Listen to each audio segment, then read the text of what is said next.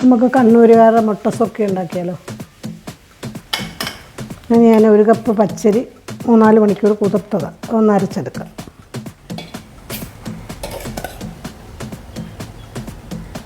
വെള്ളമില്ലാതെ അരച്ചെടുക്കണം. ഒരു 1/4 കപ്പ് ചോറിട്,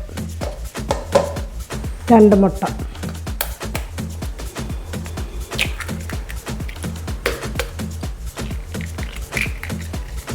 ഇത്തിരി ഉപ്പ്, ഒരു സ്പൂൺ വെള്ളം ഒഴിക്കുക. പിന്നെ വേണമെങ്കിൽ ചേർക്കാം.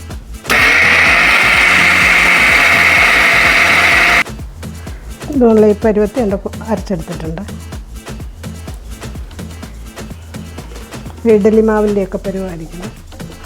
ഒരു ചെറിയ ക്യാരറ്റാണ് ചെറുതായിട്ട് അരിഞ്ഞത്, 2 ചെറിയ പച്ചമുളക് എല്ലാം കൂടിയിട്ടൊന്ന് മിക്സ് ചെയ്യും.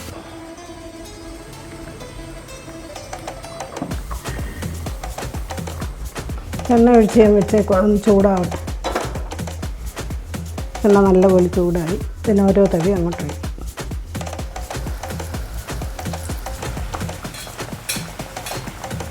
ഒരു എണ്ണ ഇങ്ങനെ തട്ടി എൻ്റെ മണ്ടയ്ക്കോട്ട് വെച്ച് കൊടുക്കുമ്പോൾ പൊങ്ങി വരും.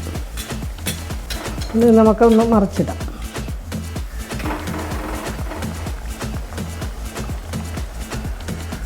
നമുക്ക് ഒരുപാടങ്ങ് മൂപ്പിക്കൊന്നും വേണ്ട.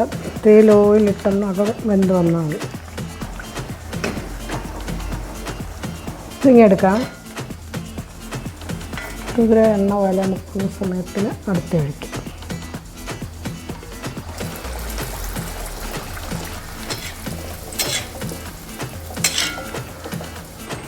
നമ്മൾ മുട്ടസൊക്കെ എല്ലാം വറുത്ത് കോരുവാണ്. അപ്പോൾ 1 കപ്പ് പൊടിക്ക് 1 കപ്പ് അരി അരച്ചതിന് ഇത്രയും മുട്ടസൊക്കെ കിട്ടി. 10 എണ്ണം ഉണ്ട്. ഒരുപാട് വലുതുമല്ല, തീരെ ചെറുതുമല്ല. ഇത് ഇറച്ചിക്കറിയുടെ കൂടെ ചുമ്മാതോ ചായയുടെ കൂടെ ഒക്കെ കഴിക്കാം. ഞാനിപ്പോൾ 4 മണിക്ക് ചായക്ക് കഴിക്കാൻ വേണ്ടി ഉണ്ടാക്കിയത്. നിങ്ങളും ഇതുപോലെ ഉണ്ടാക്കി നോക്കുക.